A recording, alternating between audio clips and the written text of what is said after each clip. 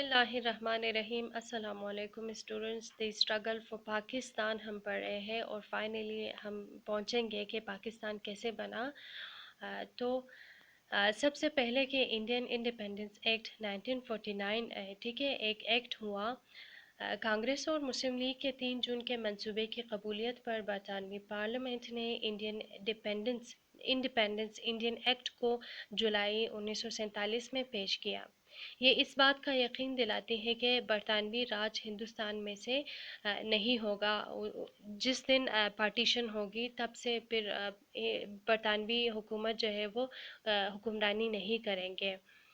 Points जो थे, सबसे पहले कि 2 अलग रियासत पाकिस्तान और हिंदुस्तान का बनना।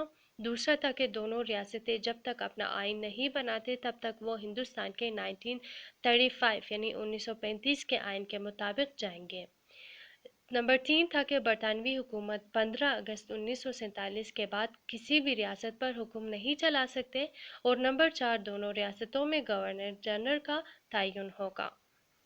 दोनों रियासतों में वसाइल की तकसीमात ब्रिटिश राज करेंगी और हर चीज़, monetary assets, civil bureaucracy, army forces, फौज का सामान, लिहाजा हर चीज़ हत्ता के कागज़, पेंसिल, गत्ते वगैरह सबको सही तौर पर तकसीम किया जाएगा और तकसीम 4:1 के तनासब से होगा।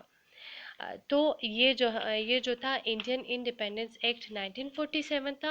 और जो नेक्स्ट हम पढ़ेंगे वो होगा रेडक्लिफ अवार्ड 1947। ठीक है, रेडक्लिफ अवार्ड सबसे पहले के वसाइल की तकसीम के लिए एक बाउंड्री कमीशन तश्कील दी, जिसमें 2 मुस्लिम जजेस, 2 हिंदू जजेस और साथ में सर रेडक्लिफ दोनों पार्टीज के चेयरमैन बने थे।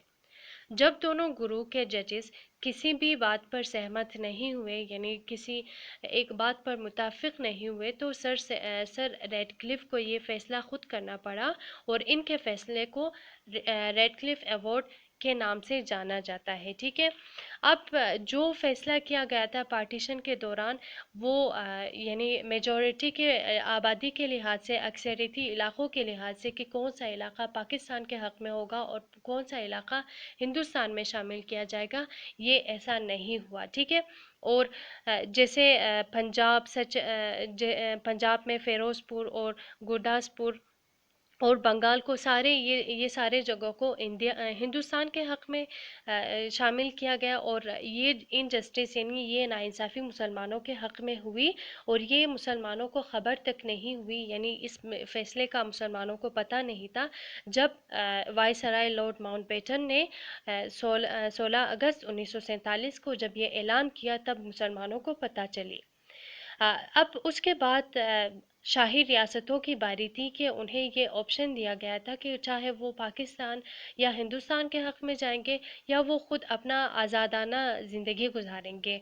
तो कांग्रेस ने माउंटबेटन यानी वायसराय से पूछा कि उन इलाक़ों को ज़ेर तासीर लाया जाए, यानी उन पर एक ऐसा दबाव हो ताकि वो हिंदू मेजॉरिटी के हक़ में आए। ठीक है, आबादी के लिहाज से या जितने भी हैं वो हिंदुस्तान के हक़ में आए। फिर उसके बाद जो है वो अगस्त 1947 में 1, 2 या 3 जगहों पे फ़ैसले नहीं किए गए। ठीक है, एक तो कश्मीर था, दूसरा कश्मीर था जहाँ पे मुस्लिम मेजॉरिटी थी, यानी मुसलमानों की आबादी वहाँ पे ज़्यादा थी, लेकिन वहाँ का हुक्मरान हिंदू था। और साथ में डोगरा राजा हिंदू था। ठीक है, और साथ ही साथ हैदराबाद और जूनागढ़ जो है वहाँ पे बहुत मुस्लिम मेजॉरिटी भी थे और साथ ही साथ वहाँ पे हिंदू मेजॉरिटी भी थे, लेकिन वहाँ के जो हुक्मरान थे मुसलमान थे। लेकिन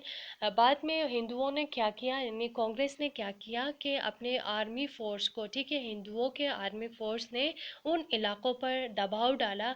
ठीक है, उन्हें बहुत मुतासिर किया जहाँ पे जिन्होंने बाद में बहुत मुतासिरान जो है जुल्म की इज़्ज़त में आके उन्होंने क्या किया, हैदराबाद और जूनागढ़ जो है वो हिंदुओं के हक़ में आ गई। और साथ ही साथ कश्मीर का मसला हल ना हो सका क्योंकि مسلمان چاہتے تھے کہ وہ پاکستان میں کے حق میں آئے، اور ہندو چاہتے تھے تاکہ وہ ہندوستان کے حق میں آئے، کیونکہ کشمیر ایک ایسی جگہ ہے، ایک بہت خوبصورت ترین جگہ ہے، جو کسی بھی ملک نہیں چاہتا کہ وہ کسی دوسرے کے حق میں جائے۔ یہاں تک کہ کشمیر کا مسئلہ ابھی تک چل رہا ہے، ٹھیک ہے، کوئی بھی حکمران آتا ہے، چاہے پاکستان سے ہو چاہے ہندوستان سے ہو، کیا ہوتا ہے کہ اس مسئلے کو حل نہیں کر سکتے، ایک نتیجے پر نہیں پہنچ سکتے، اور آج تک جو ہے وہ کشمیر پر بہت ظلم ہو رہا ہے۔ کیوں؟ کیونکہ یہ جو انگریز تھے انہوں نے اس مسئلے کو ابھی تک چھوڑا، یعنی ابھی تک انسولو چھوڑا، تاکہ یہ جو کشیدگی ہے پاکستان اور ہندوستان کے بیچ میں، یہ آخر تک چلتا رہے۔ انہیں پاکستان اور ہندوستان تو بنا لیا، لیکن ان کے درمیان ایک ایسا مسئلہ چھوڑا تاکہ یہ آخر تک جو ہے یہ مسئلہ حل نہ ہو سکے، اور ان دونوں کے بیچ یہ مسئلہ رہے، اور یہ دونوں ہمیشہ آخر تک جنگ کرتا رہے۔ تو آج کا تھا یہ lecture, thank you so much.